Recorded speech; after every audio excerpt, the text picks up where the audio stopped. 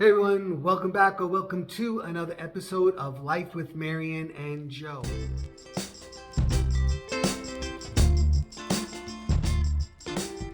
Now, I guess we have what you could call a very traditional house, and after the abundance that we had for fall and for Christmas, I kind of really parted down a lot.